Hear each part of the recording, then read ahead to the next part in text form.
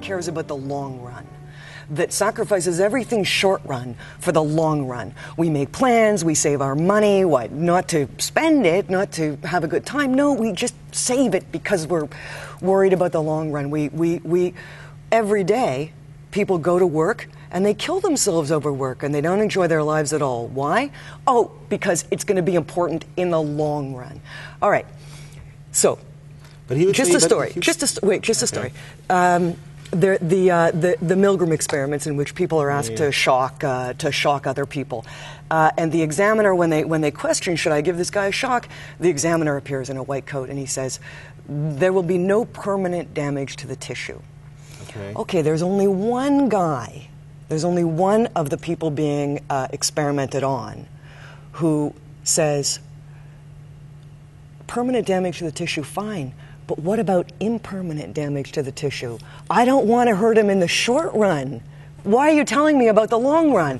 Everyone else is sitting there saying, oh, there will be no permanent damage to tissue. Fine, let's shock him, because the short run doesn't matter, only the long run. The guy who says this is a professor of Hebrew Bible, the only professor of Hebrew Bible that participated in the Milgram experiments. He says, I'm not going to hurt him now, because now is important too. And I think I'm not saying that this text is going to entirely throw away the long run. I think this text is directed at people who are striving after the wind, who are trying to heap everything up to make a mark, and it's saying you are forgetting what it is to live a life. I understand what you're saying. I think the text is more complex than that. I don't think he's just simply saying that, or he would have said that in a more succinct way. I think what he is, for instance, even the term hevel, I think something that we were talking about earlier, is a language of not emptiness, but as much as it is transitory.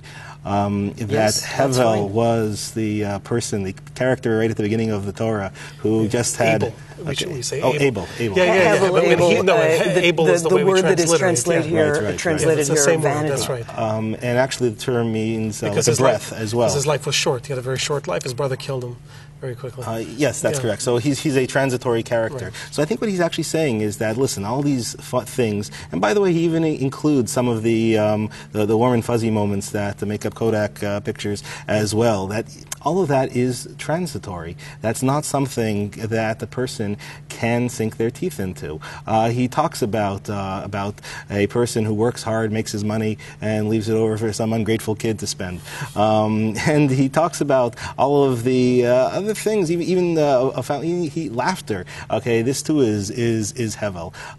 Who doesn't enjoy a good joke? But what he's really saying is that if you're looking for a point of life, if life is meant to have a point, it is keep the mitzvahs, observe the Torah, ki zeh kol adam, because that's all you have, and happiness is something that will ensue. Of course, you have other moments. I think one of the problems that really exists is that there aren't enough people with a strong identity in order to be able to say, this is what I believe in, this is what I'm doing, this is what I'm trying to accomplish. Rather, what we have is a lot of people who are enjoying the moments, the nice little moments, and trying not to think about the unpleasant stuff. Once again, I think it's a much more religious text than that. Can I ask the question this way? Maybe, I don't know if this is what Una is asking, but if we can put it this way, that he starts off by saying, look, avoid fanatical, extreme, passionate behavior. Like, don't take everything to be in such an absolute way that this is going to be the solution of your life, this job or this money or this whatever is going to be the ultimate, right? And now he ends off... He doesn't say that. He doesn't say avoid fanaticism. He says he actually explores different options, which are popular areas of people's primary focus. Yeah. Pleasure or money or whatever it is. Which I'm calling fanaticism. Okay, maybe fanaticism, but maybe can we say extreme, passionate behavior or whatever, extreme behavior.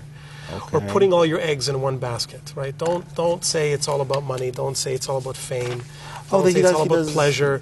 Don't stake your salvation, as it were, on these things, because these things all vanish. They're all transitory. They're not worth that much, right?